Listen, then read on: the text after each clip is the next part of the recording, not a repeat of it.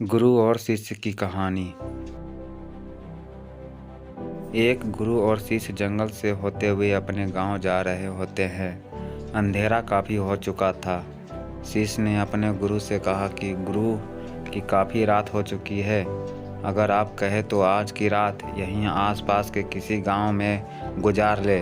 गुरुजी ने अपना सर हिलाया और वो आसपास के गांव में एक छोटे से घर के पास जाकर रुके। अब जैसे ही वहां गए तो गुरुजी के शिष्य ने दरवाज़ा ठकठकाया। उस घर से एक गरीब आदमी बाहर आया तो गुरुजी ने बोला, हम अपने गांव जा रहे थे, लेकिन काफ़ी रात होने के वजह से हमने इसी गांव में रुकने को सोचा।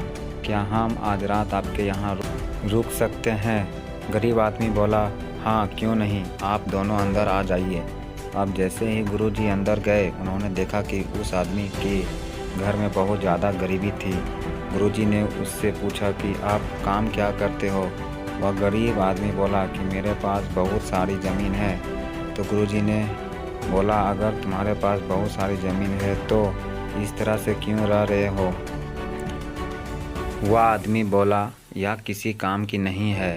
गांव वाले बोलते हैं कि ये बंजर ज़मीन है, यहाँ पर कुछ भी नहीं उगाई जा सकती है और वहाँ फसल उगाना बहुत बड़ी बेवकूफ़ी है।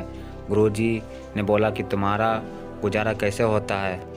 उसने बोला कि मेरे पास एक भैंस है जिससे मेरा पूरा घर चलता है। ये सुनने के बाद गुरुजी सो जाते हैं और रात में जब सब लोग सो रहे होते हैं तब गुरुजी अपने शिष्य को उठाते हैं और उस गरीब आदमी की भैंस लेकर अपने गांव चले जाते हैं। शिष्य अपने गुरु से पूछता है कि गुरुजी, कहीं आप ये गलत तो नहीं कर रहे हैं? उस गरीब आदमी की रोजी रोटी इसी भैंस की वजह से चलती है। तो गुरुजी अपने शिष्य की तरफ देखते हैं और मुस्कुराते हुए आगे बढ़ जाते हैं। उस बात को तकरीबन 10 साल गुजर जाती है और जो गुरु का शिष्य था वह बहुत बड़ा गुरु बन चुका था।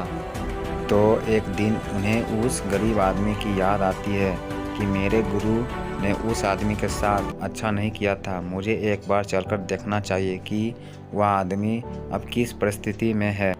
वह शिष्य उस गांव की तरफ जाता है और वहां से जैसे पहुंचता है तो वह देखता है कि जहां पर उस गरीब आदमी का झोपड़ा था वहां पर एक बड़ा ही आलीशान महल बन चुका था और उस झोपड़ी के बाहर जो बंजर ज़मीन थी उस पर फल और फूलों के बगीचे थे।